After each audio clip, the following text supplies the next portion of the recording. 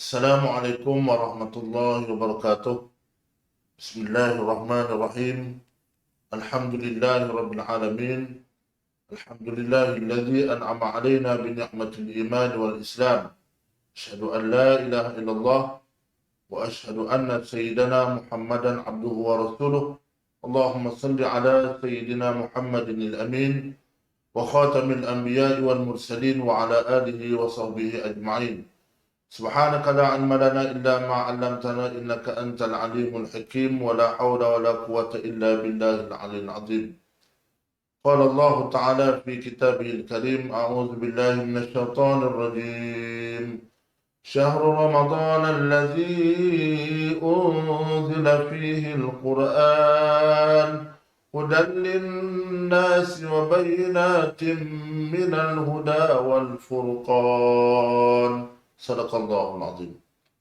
وقال الله تعالى: أعوذ بالله من الشيطان الرجيم. بسم الله الرحمن الرحيم. إنا أنزلناه في ليلة القدر وما أدراك ما ليلة القدر. صدق الله العظيم.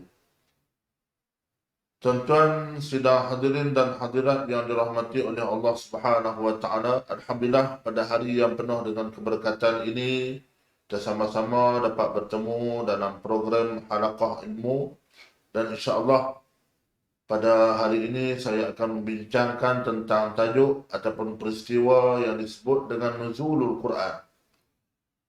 Di antara sejarah-sejarah ataupun perkara-perkara yang berlaku di dalam lembaran sejarah Islam yang umat Islam sentiasa menyambut peristiwa ini, iaitu peristiwa Nuzulul Quran. Selain daripada peristiwa Maulidur Rasul, peristiwa Hijratul Rasul dan peristiwa Isra' dan Mi'raj, Nuzulul Quran juga adalah merupakan satu peristiwa ataupun perkara sejarah yang penting yang perlu untuk kita sentiasa menghayati kewujudan peristiwa ini. Dalam Al-Quran yang telah saya bacakan tadi, Allah Subhanahu wa taala berfirman yang maksud dalam bulan itu, iaitu bulan Ramadan, kami turunkan Al-Quran yang padanya menjadi petunjuk, menjadi hidayah, memberikan hidayah dan petunjuk bagi sekalian manusia. Tuan-tuan yang dirahmati oleh Allah Subhanahu wa taala, di dalam Al-Quran tidak ada bulan yang lain yang Allah Taala sebut secara jelas, secara live di dalam Al-Quran, melainkan bulan Ramadan sahaja. Bulan-bulan lain tidak disebutkan secara jelas, melainkan disebut jumlah bilangan bulan sahaja. Tetapi dalam bulan Ramadan Allah tunjukkan, Allah buktikan Ramadan itu secara jelas di dalam Al-Quran. Ini sebab kerana Ramadan itu disebut dengan Ramadan Al-Mubarak. Bulan Ramadan, bulan yang memberi keberkatan. Bulan yang penuh dengan keberkatan. Di antara keberkatan-keberkatan yang ada pada bulan Ramadan, iaitu yang pertama, umat Islam diwajibkan untuk berpuasa. Yang kedua, terdapat sejarah-sejarah yang besar berlaku di dalam bulan Ramadan. Di antaranya peristiwa peperangan Badar Kubra yang berlaku pada 17 Ramadan. Peristiwa pembukaan kota Mekah yang berlaku pada tahun ke-10 Hijrah di dalam bulan Ramadan. Islamnya beberapa orang yang hebat, di antaranya Abu Sufyan, di antaranya Sayyidatina Khadijah, disebutkan di dalam sejarah Islam pada bulan Ramadan. Maksudnya Ramadan ini penuh dengan keberkatan. Dan di antara sejarah-sejarah Islam yang berlaku di dalam bulan Ramadan, iaitu peristiwa penurunan Al-Quran ataupun Nuzulul Quran. Apakah yang dimaksudkan dengan Nuzulul Quran itu? Nuzul bererti penurunan ataupun turun daripada atas ke bawah. Selalunya bila sebut nuzul ni turun daripada atas ke bawah. Itu disebut dengan nuzul. Peristiwa Nuzulul Quran iaitu peristiwa penurunan Al-Quran yang berlaku kepada Nabi Muhammad sallallahu alaihi wasallam dalam dua keadaan. Tuan-tuan yang dirahmati oleh Allah Subhanahu wa taala, Al-Quran diturunkan dalam dua keadaan. Yang pertama, Al-Quran diturunkan secara keseluruhan ke semua ayat Al-Quran, iaitu diturunkan dari Lauh Mahfuz kepada Baitul Izzah ataupun langit yang pertama. Dan ini berlaku. Kemudian peristiwa penurunan Al-Quran yang kedua berlaku penurunan daripada Baitul Izzah kepada Nabi Muhammad sallallahu alaihi wasallam, dan seterusnya Nabi sampaikan kepada kita umat Nabi Muhammad sallallahu alaihi wasallam secara munajjaman ataupun secara berperingkat-peringkat. Turun Al-Quran itu tuan secara berperingkat-peringkat selama dalam kitab At-Tibyan fi Adab Ahmalatul Quran menyebut 22 tahun, 2 bulan, 22 hari.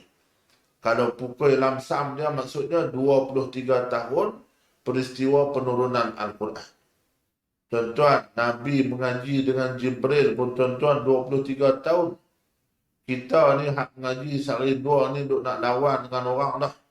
Macam-macam kata kat wanu, macam-macam kata kat wani. Ayat Quran ni saya tak pernah jumpa, hadis ni saya tak pernah jumpa. Kita baru mengaji 2-3 hari baru kita nak belagak pandai dah. Nabi tuan-tuan mengaji Al-Quran, ambil ilmu daripada Al-Quran ni selama 23 tahun. Mengapakah Al-Quran diturunkan secara berperingkat-peringkat daripada langit dunia kepada Nabi SAW oleh Jibril AS secara berperingkat-peringkat? Ini kerana di antara salah satu sebabnya ialah untuk Allah mengupdate ataupun mengupgradekan, untuk mengemaskini sistem-sistem ataupun undang-undang yang ada dalam Al-Quran. Seperti mana contoh peristiwa penurunan ibadah puasa. Ibadah puasa, asal hukumnya kita ni kena puasa start daripada Isya sampai ke Maghrib keesokan harinya. Itu asal hukum. Turun ayat 183. A'udzubillahi minasyaitonirrajim. Ya ayyuhalladzina amanu kutiba alaikumusiyam kama kutiba alal ladzina min qablikum la'allakum tattaqun.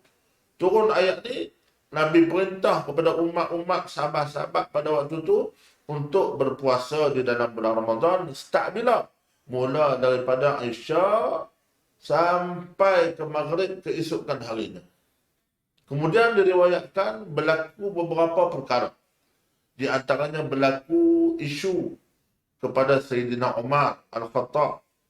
Sayyidina Umar mai report kepada Nabi, ya Rasulullah, semalam ni aku bersama dengan isteriku.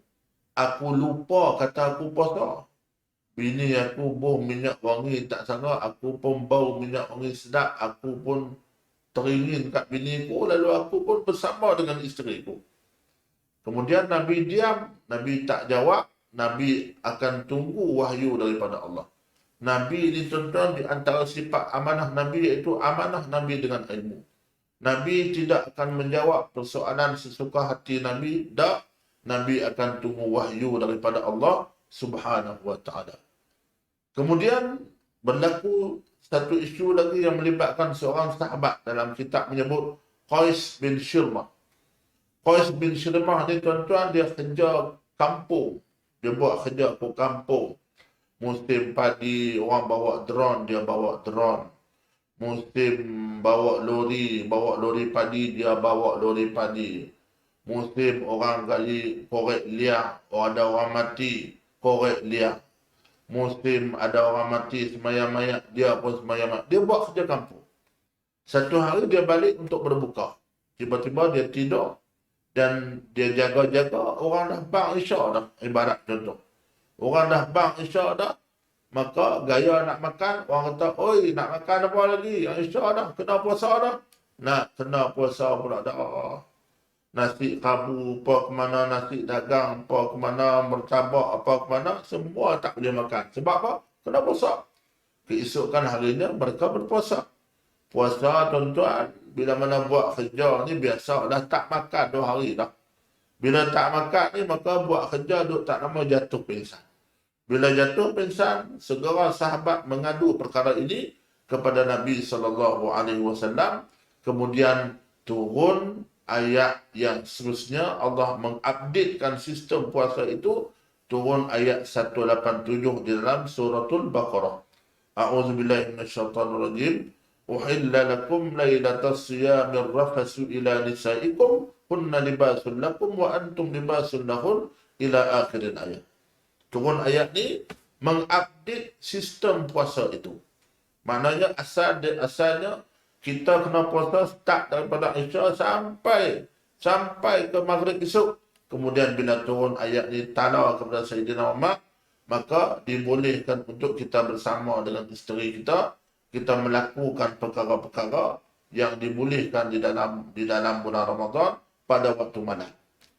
Dan seterusnya turun ayat, makanlah kamu, minumlah kamu. Maknanya kita boleh makan dan boleh minum pada bulan Ramadan di waktu malam sehingga masuk waktu subuh. Kemudian pada waktu subuh itu bermula dah puasa kita. Ini mengapa Islam ataupun Al-Quran menurunkan ayat satu persatu kepada Nabi SAW. Tuan-tuan yang dirahmati oleh Allah Subhanahu Wa Taala. Di dalam Al-Quran mengandungi 4 perkara yang utama. Yang pertama sekali iaitu di dalam Al-Quran mengandungi yang pertama disebut sebagai ayat yang berbentuk perintah. Amrun. Seperti mana perintah puasa, perintah solat, perintah zakat, perintah berbuat baik kepada ibu bapa. Ini di antara ayat yang diturunkan. Yang kedua, di dalam Al-Quran mengandungi ayat-ayat yang disebut dengan nahyun ataupun nahi. Larangan-larangan. Larangan memakan perkara-perkara haram. Larangan melakukan zina. Wala taqrabu zina. Innahu kana fahishatan wa sa'a sabila. Wala taqrabu malal yatim illa billatihi ahsan. Jangan kita makan harta anak yatim dan sebagainya. Ini ayat yang disebut larangan. Cuma larangan ini dalam berbentuk haram ataupun makruh dan sebagainya itu dibincangkan oleh para alim ulama. Di dalam Al-Quran mengandungi ayat yang berbentuk janji-janji yang baik. Wa'dun. Seperti mana orang-orang yang beriman dan beramal soleh, maka mereka itu akan ditempatkan dalam surga. Innal ladzina amanu wa 'amilus solihat kanat lahum jannatul firdausi nuzula khalidina fiha la yabghuna 'anha hiwala. Sadaqallahul azim, suratul Kahfi. Sesungguhnya orang-orang yang beriman dan beramal soleh itu, maka bagi mereka tidak ada tempat yang lain melainkan surga yang kekal mereka itu, dan mereka itu tidak akan mahu berpindah ke tempat yang lain. Seronok nak seronok duduk dalam syurga ni sebab apa? Sebab ini adalah janji Allah Subhanahu Wa Taala. Namun kita kena ingat tuan-tuan, kita melakukan ibadat, kita puasa dalam bulan Ramadan, kita bertarawih dalam bulan Ramadan, kita melakukan amal ibadat dalam bulan-bulan dalam kehidupan kita, bukan kerana syurga, bukan kerana kita beribadat kerana Allah Subhanahu Wa Taala. Cuma syurga itu menjadi harapan kita dan neraka itu mohon perlindungan. Al-khawf war-raja, mohon perlindungan kita daripada api neraka Allah Subhanahu Wa Taala. Di dalam Al-Quran mengandungi ayat-ayat yang berbentuk wa'id, janji-janji buruk, seperti mana balasan yang Allah janjikan bagi mereka yang melakukan kemungkaran. A'udzubillahi minasyaitonirrajim. Wa man a'rada an dzikri fa inna lahu ma'isyatan dhanka wa nahsyuruhu yaumal qiyamati a'ma. Sadaqallahul azim. Dan contoh-contoh ayat yang lain. Tuan-tuan, di dalam Al-Quran mengandungi ayat yang berbentuk kisah. Umpamanya kisah Nabi Musa, umpamanya kisah Fir'aun, kisah Nabi Sulaiman dengan Ratu Balqis, kisah Ashabul Ukhdud, kisah Ashabul Fil dan sebagainya. Banyak lagi yang boleh jadikan pedoman. Seperti mana yang disebutkan dalam Al-Quran. A'udzubillahi minasyaitonirrajim. Kullan summa naqussu 'alaika min anba'ir rusul ma nusabbitu bihi fu'ada. Wahai Muhammad, Kami kisahkan kepada kamu, ceritakan kepada kamu kisah-kisah yang terdahulu supaya menjadi iktibar dan pengajaran dan bagi semangat dan dorongan bagi kamu semua. Tuan-tuan yang dirahmati oleh Allah Subhanahu wa taala. Apa hak kita dengan Al-Quran? Hak kita dengan Al-Quran, kata ulama menyebutkan hak kita dengan Al-Quran yang pertama sekali iaitu mempelajari Al-Quran. Kita belajar Al-Quran. Khairukum man ta'allama al-Qur'an wa 'allamahu. Sebaik-baik kamu ialah orang yang belajar Al-Quran dan mempelajari Al-Quran dan mengajarkan Al-Quran. Yang kedua, apa hak kita dengan Al-Quran? Bila mana kita belajar, maka kita mengajar Al-Quran itu. Walaupun dengan anak kita sekalipun, kita ni tak jadi cikgu, kita tak jadi ustazah, kita tak jadi ustaz, kita tak boleh nak mengajar Quran dengan orang-orang ramai, kita ajar Quran dengan anak-anak kita. Kerana setiap pahala yang kita ajar itu, man dalla ala khairi kafa'ilihi. Dia buat satu-satu benda yang dia ajar, maka kita juga akan mendapat pengajaran itu. Kemudian, yang ketiga hak kita dengan Al-Quran iaitu kita mengajarkan Al-Quran dan kita mempelajari Al-Quran, membaca Al-Quran dan mengajarkan Al-Quran. Dan hak kita yang keempat iaitu kita memahami Al-Quran. Dan hak kita yang kelima iaitu mengamalkan isi kandungan Al-Quran. Dan hak yang kelima inilah tuan-tuan yang paling penting di dalam kehidupan kita. Kita di antara hak yang paling terpenting sekali kata ulama iaitu mengamalkan isi kandungan Al-Quran, dan inilah yang merupakan salah satu sunnah di antara sunnah Nabi yang paling terbesar sekali ialah mengamalkan Al-Quran, ataupun dalam bahasa lain dikata kita applykan Al-Quran di dalam kehidupan kita, dalam kehidupan keluarga kita, dalam kehidupan masyarakat kita, dan dalam kehidupan kesemuanya sekali. Tuan-tuan, zaman law ni zaman canggih, tuan-tuan. Tekan dalam telefon saja boleh dapat macam-macam. Nak baca Quran pun boleh, nak dengar Quran pun boleh, nak menghayati Al-Quran pun boleh, nak belajar tafsir Al-Quran pun boleh. Tuan-tuan, tapi pastikan kita ada asas dalam pembelajaran Al-Quran agar kita tidak menjadi golongan-golongan yang hajrul Quran ataupun golongan yang mahjur, iaitu golongan yang mengesampingkan ajaran Quran dalam kehidupan kita. Apakah yang disebut dengan golongan hajrul Quran? Yakni hajrul qiraah, golongan yang mengesampingkan bacaan, maknanya tak mau nak baca Quran. Hajrul amal, golongan yang mengesampingkan dalam untuk mengamalkan Al-Quran. Dan juga golongan yang terus-menerus mempedulikan Al-Quran. Wa na'udzubillahi min zalik. Moga-moga kita beroleh keberkatan dengan berkat kita menyebut tentang keistimewaan Al-Quran ini, tuan-tuan. Aqulu qawli hadza wa astaghfirullahal azim. Assalamualaikum warahmatullahi wabarakatuh.